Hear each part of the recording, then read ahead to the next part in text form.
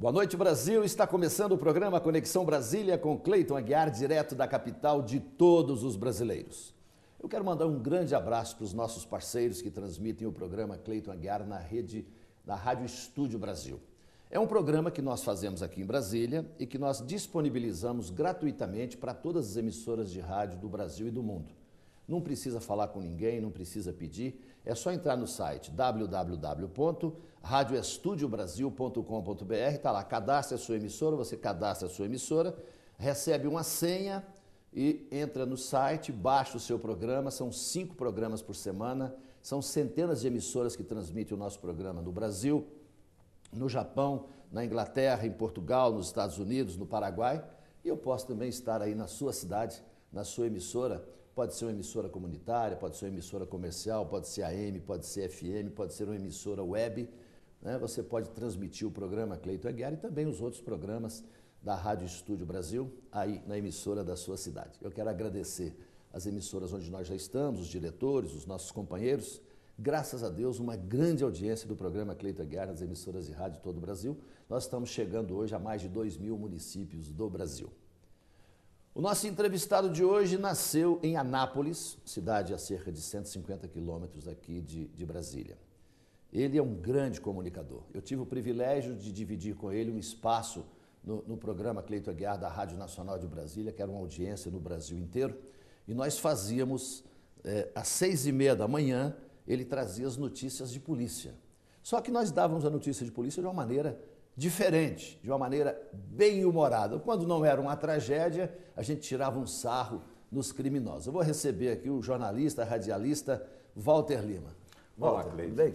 Tudo bem, e você? Walter, uma alegria muito grande recebê-lo aqui. Nós que fizemos uma parceria fantástica no rádio, né? Engraçado como as pessoas se lembram disso até hoje. Fez história, né, Cleiton? Uma parceria que, como você muito bem disse, a gente brincava muito, né, com o ouvinte e também brincava com a notícia de forma que não ofendia ninguém, muito pelo contrário.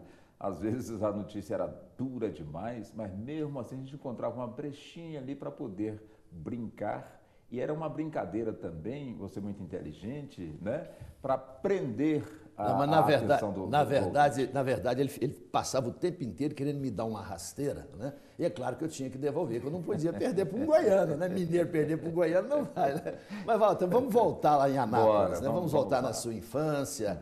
Você, como é que você chegou? Bom, você veio para Brasília, você não veio para ser radialista, né? Não, eu vim justamente para servir a aeronáutica. Mas antes disso, lá em Anápolis, como é que era a vida do menino Walter Lima? O menino Walter Lima, aquela história que de certa forma é a nossa história, né, Cleiton? Pobre no sentido de poucos recursos financeiros, né? Exatamente, mas muito rico, acima de tudo, na estrutura familiar, um pai muito bacana, trabalhador, que nos deu muito exemplo, o seu Adão. Dona Dalva também, a nossa mãe, né? Também uma guerreira, uma baiana fora de série. Baiana né? de onde? É baiana de Santana, a chamada Santana dos Brejos. Né? Agora você sabe que o brejo lá secou, hoje é só Santana, né? É só Santana. Eu recebi aqui recentemente o escritor, professor Vital Fagundes, que ele nasceu em Santana do Brejo, hoje é só Santana, porque não tem mais o brejo lá. Não chove, né, Cleiton? Não chove. Mas aí você... Mas aí, tudo bem. Lá em Anápolis, aquela vida de sempre, né? Era estudar... Quantos irmãos? São 5, né? Wilson, Vilma, Valdete, Valquíria e eu. Eu sou bem ali do meiozinho, né?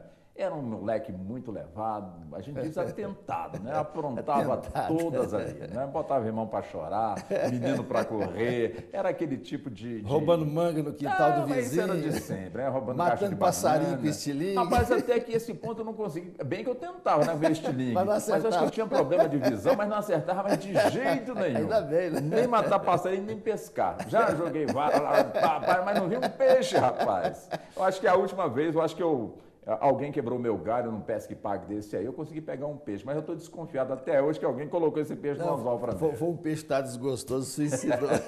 Mas aí você veio para Brasília, você veio aeronáutica. Aí eu vim, depois até os 16, 17 anos, aí eu vim embora aqui para Brasília para servir a aeronáutica, servi a aeronáutica, depois ingressei na Polícia Militar, fiquei um certo tempo, consegui sair sargento da Polícia Militar. Mas depois... e o rádio? Como é que o rádio entrou na sua vida? O rádio entrou na minha vida, Cleiton, desde Anápolis, veja só. Na rua onde eu moravam locutores que, então, da extinta Rádio Imprensa, outra da extinta Rádio quer dizer, na época a Rádio Cultura, depois tinha a Rádio Carajá, enfim, então esse pessoal morava na rua e eu sempre pedi, olha, quando você coloca uma historinha para mim, que tinha aquelas historinhas, né, que repetiam aquela coisa toda, né, eu pedia sempre para rodar uma dessas histórias. E o outro que trabalhava em rádio também, mais no campo do jornalismo, eu ficava muito observando ele ali, como é que ele fazia, como é que ele não fazia, às vezes ele também transmitia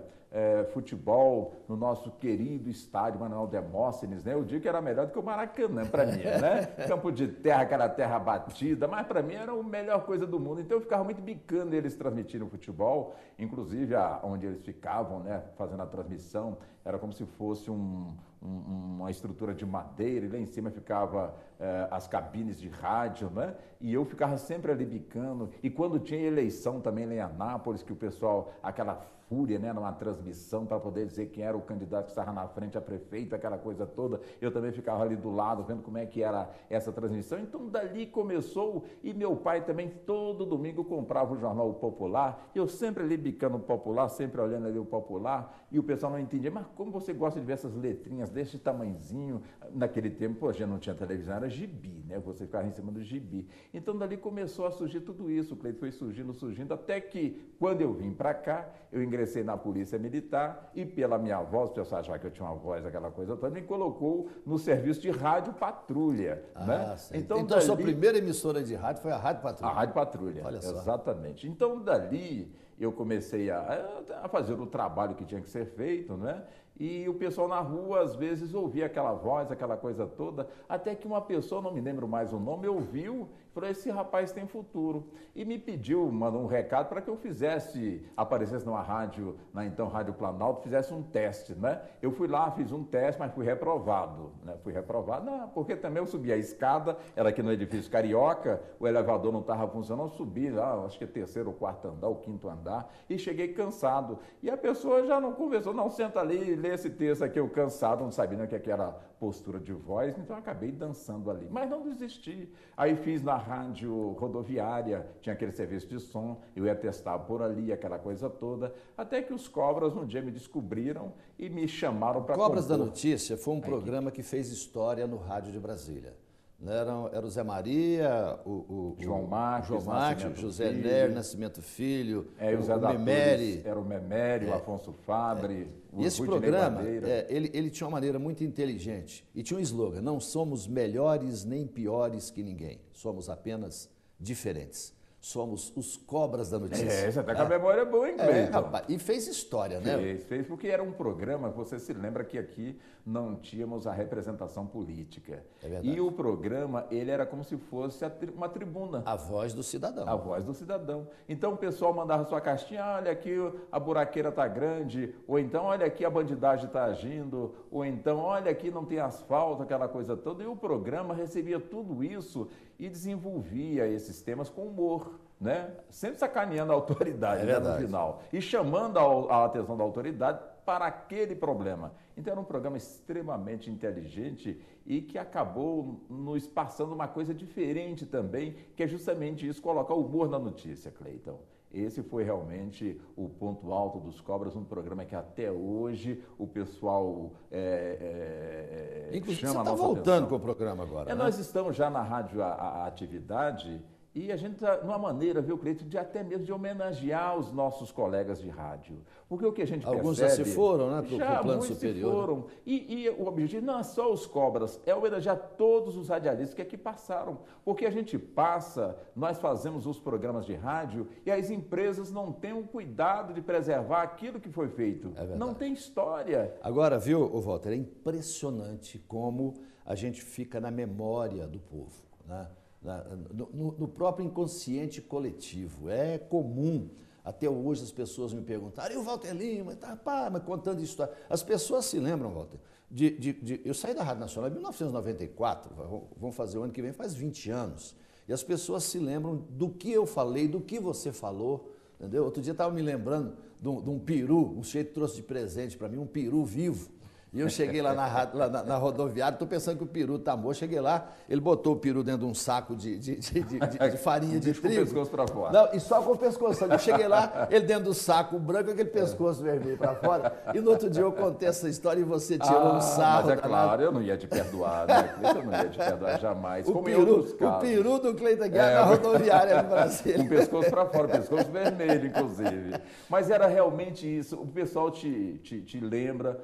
Eu encontro também com as pessoas também se lembram deste episódio. E o interessante é que nós estamos atravessando gerações, ou seja, o tempo está passando para a gente. Já estamos na terceira geração, seu Walter Lima.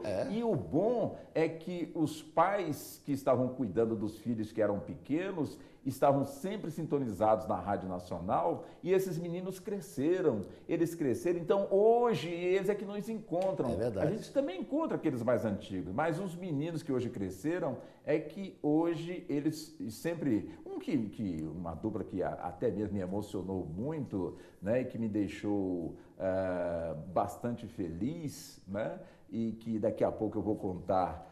Mas você vai contar daqui a pouquinho? Porque terminou o primeiro bloco. Eu sei. Nós vamos voltar daqui a pouquinho no segundo bloco. Mais histórias de Walter Lima.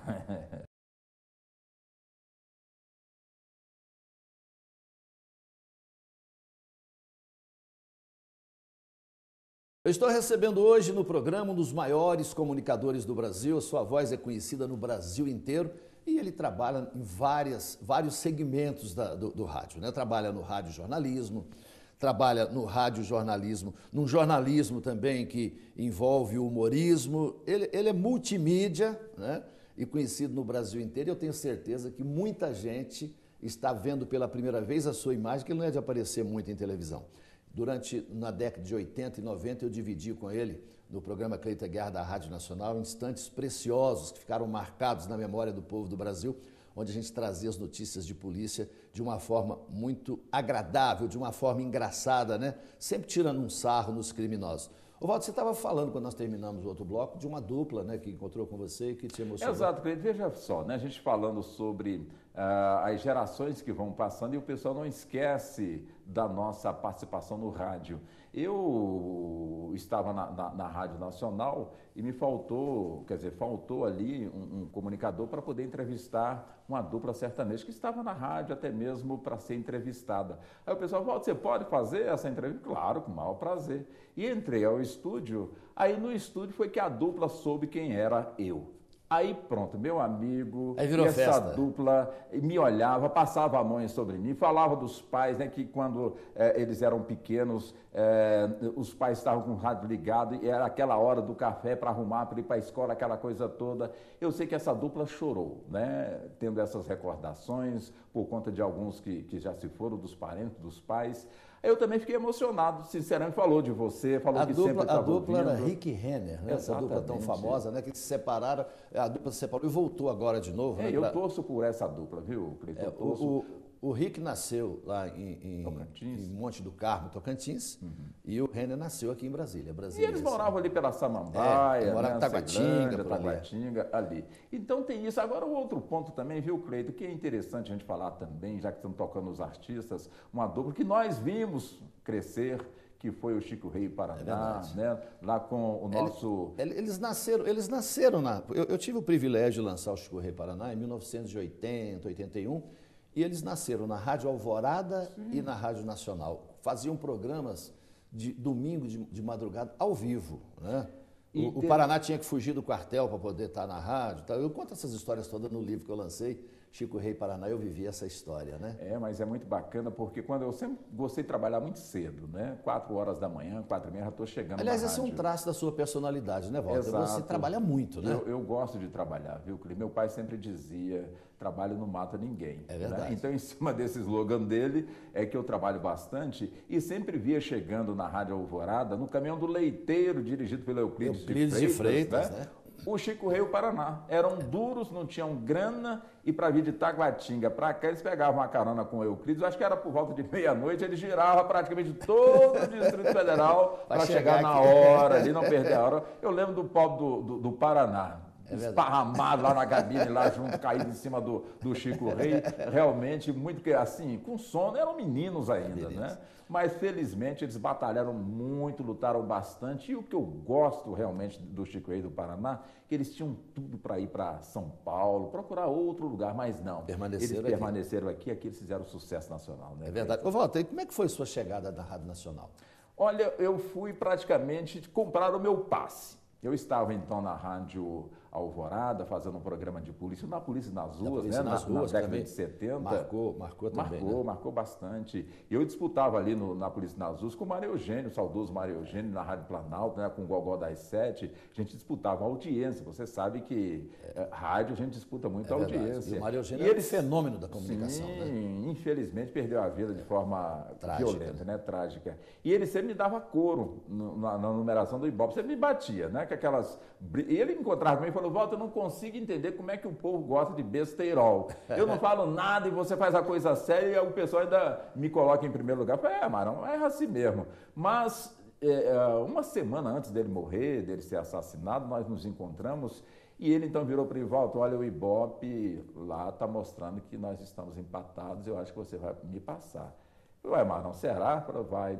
Mas também você merece, você batalha pra caramba. E outra coisa, eu já estou cansado, viu, Walter? Eu vou dar uma parada com esse negócio de reportagem de polícia, porque tem muita covardia, tem gente me ameaçando, aquele tipo de coisa assim, sempre recebo ameaça, eu vou dar uma parada com isso aí. Falei: Marão, você sabe que eu também vou parar. Eu também acho que já estou cansado, acho que a gente tem que deixar para as novas gerações que estão chegando aí, de repórteres, para eles darem a continuidade. E isso aí, eu conversei com ele essa última fala, 48 horas antes dele morrer. Ele não teve tempo de parar. Não teve tempo de parar, né? Pararam com ele. É. Aí foi onde eu ainda permaneci por um ano acompanhando toda a investigação da polícia, até que a polícia disse que esclareceu os fatos. E nisso a Rádio Nacional já vinha em cima de mim há muito tempo. Desde 81 que a Rádio Nacional queria ter o meu passe lá na emissora, e eu sempre achava que eu tinha que continuar dando continuidade ao meu trabalho, né, como repórter de polícia. Até que em 86, aí quando o pessoal veio para cima mesmo, né, com uma proposta realmente excelente, a gente é profissional, você vive disso, né? Aí eu resolvi ir. O Carlos Arur, né, ele então chefe de jornalismo, juntamente com o Toninho Drummond, enfim, o pessoal então conseguiu me convencer, eu fui para a Rádio Nacional e hoje eu estou até hoje, né, apresentando o programa, começou como Revista Nacional, hoje é Revista Brasil, de 8 às 10 horas da manhã. Que é um programa de entrevistas, de informativo, lá a gente entrevista presidente da República, o pessoal do mundo político, você entrevista, inclusive interessante que o Irineu Tamanini um dia estava na China, aí ele pegou um cidadão lá, né, e pediu, quer dizer, um tradutor falou com ele, manda um alô para o Walter Lima na Rádio Nacional. E o cidadão falou em chinês lá para mim, aquela brincadeira do Tamanini, e foi traduzido. E de repente, Cleiton, menos de um mês depois, este homem que mandou um alô para o programa, ele se tornou no primeiro-ministro chinês, ou seja, o homem mais forte, depois Mao Tse Tung, teve mais um, depois foi ele, rapaz. Então foi assim uma coisa fenomenal. Então sempre rolava esse tipo de coisa. Então o programa é muito abrangente, já esteve em rede nacional com o Brasil todo, com mais de 2 emissoras de rádios coladas, mas aí depois surgiram outros conceitos de rádio e hoje o programa, ele... E também depois vieram as FMs, veio a internet, veio uma série de mídias que diminuiu muito o poder do rádio na sua forma direta. Mas aí você está também hoje na Rádio Justiça, do Ministério da Justiça. Aliás, a Rádio Justiça é interessante porque o pessoal estava há 2 meses tentando criar a Rádio Justiça e não estava conseguindo, até que o presidente da Rádio Brás, o Eugênio Butti, ele tinha essa missão lhe dada pelo Palácio do Planalto para poder atender ao Supremo. Então ele me chamou no gabinete dele e disse: Walter, só tem uma pessoa aqui no Brasil que pode resolver essa questão, é você. Eu falei: eu? Ele falou: é você. Aí eu aceitei o desafio, me apresentei no Supremo, lá a pessoa que tinha essa responsabilidade de ter a rádio, né, de ter a rádio funcionando. Então conversei com ele rapidamente, uma coisa de 1 hora, 2 horas, ele me disse mais ou menos como é que seria a rádio, como é que ele queria a rádio. Eu voltei para a Rádio Nacional e isso ele me deu 4 dias para eu poder apresentar o projeto. Então, Cleiton, me lembro como se fosse hoje, contactei com 3 pessoas na Rádio Nacional. Fulano, Álvaro, faz isso. Kátia, você faz isso. O Marquinhos Tavares, você faz isso. Só fiz contato com essas 3 pessoas. E em menos de 5 horas, acho que Deus, tenho certeza que Deus me iluminou e eu criei então a Rádio Justiça na sua concepção, na sua estrutura, na sua programação, no seu jornalismo. Cheguei, montei a estrutura e depois fiz o piloto de 15 minutos. No mesmo dia, voltei para essa pessoa que me incumbiu dessa missão e ele me olhou assim, o que foi? Você ficou faltando alguma coisa? Eu falei, não, eu vim aqui trazer o projeto já pronto. Ele, mas como? Eu falei, tá aqui. Aí ele pegou o CD, colocou para ouvir o piloto, ele quase chora, Cleiton. Ele só falou, estou arrepiado. É isso aqui. E daí, então, nasceu a Rádio Justiça. Agora, a Rádio Justiça viveu um momento muito importante, que foi um grande momento da justiça do Brasil, que foi o julgamento do Mensalão. E eu acompanhei as suas narrativas, eu acompanhava o julgamento pela Rádio Justiça com as suas narrativas. Porque além de você ter, Deus lhe deu uma voz microfônica, né, radiofônica, e tem também a sua percepção, a sua perspicácia, a sua observação, né, o seu profissionalismo, que você consegue captar o âmago, não sobra nada e nem falta nada, você vai no cerne da questão. Né? Foi um momento importantíssimo na história do Brasil. Né? Um momento histórico, ali a gente está prestando atenção em tudo. Eram momentos tensos no plenário da Suprema Corte, o Brasil tem conhecimento disso, a Rádio Justiça transmitindo, a TV Justiça também transmitindo, houve muitos debates, muita tensão, e ali você tem que ter a sensibilidade, como você muito bem colocou, deixar que a coisa flua. Ou seja, não é você interferir a qualquer momento, você sim tem que colocar ali a sua pontuação na hora certinha, no momento certo, nem cirúrgico. Antes nem depois, cirúrgico. Mas, graças a Deus, foi mais um aprendizado, porque no rádio a gente está sempre aprendendo. Agora, Walter, eu acompanhei de longe, você esteve lá presente, tudo, acompanhando tudo. Eu acho que o Brasil tem uma dívida de gratidão enorme com o ministro Joaquim Barbosa. Eu tenho a impressão que se não fosse a sua coragem, a sua persistência, e eu vejo com muito pesar que existe um movimento tentando minar, tentando salvar os condenados para que eles mantenham as condenações, mas que não cheguem à prisão. Isso vai ser terrível para a imagem da justiça no Brasil, mas eu acho que o Brasil deve muito à coragem e à inteligência, né, e a capacidade firme de conduzir o julgamento que teve o ministro Joaquim Barbosa. Né?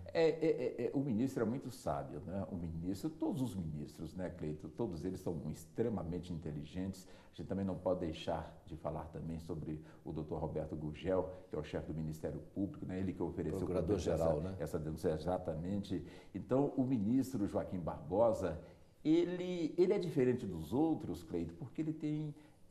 assim, não que os outros não tenham, mas ele tem a cara do povão, ou seja, Paracatu, Brasília, trabalhou como faxineiro. E foi o primeiro negro a assumir a presidência do Supremo Tribunal Federal. Isso, né, Cleiton? Então ele passa tudo isso para todos nós. A gente olhando o ministro Joaquim Barbosa, é como se a gente estivesse olhando o irmão. Né? Aquele parente, aquela pessoa que a gente viu jogando ali bola, correndo atrás das pipas, né? Aquela coisa toda, que não tinha oportunidade, era grupo escolar mesmo, andar descalço e depois da escola ia ajudar o pai para poder buscar aí o pão nosso de cada dia. Então, realmente, e ele quando aparecia e continua aparecendo, e principalmente nesse caso que você citou, realmente nos enchia e continua nos enchendo de orgulho, porque a gente acredita que a justiça é isso. Agora, assegurar que será sempre assim é onde mora realmente a preocupação que você nos colocou, Cleiton. Walter, olha, infelizmente o nosso tempo acabou, mas você trabalha na Rádio Nacional, na Rádio Justiça e também na Rádio Atividade E agora FM. Fazendo uma ponta na TV Record. Também, porque houve Seu nome é trabalho. Houve um acordo entre o Vigão, né, da Rádio Atividade, junto com a direção da TV Record. Então, o programa Na Polícia e nas Ruas hoje está dentro do Balanço Geral com o Henrique Chaves e o Henrique, com o Balanço Geral, está dentro do Na Polícia e nas Ruas. Tudo diariamente. Walter, uma alegria muito grande recebê-lo aqui, Eu que tive esse privilégio, te agradeço muito por essa sua atenção e que Deus te ilumine e te ilumine sempre, principalmente com essa novidade que você vai nos trazer, né? Eu espero a gente fazer um link à rádio lá em Coromandel, a 95 né? A rádio Cleiton Aguiar, com o nosso programa aqui em Brasília, com toda certeza.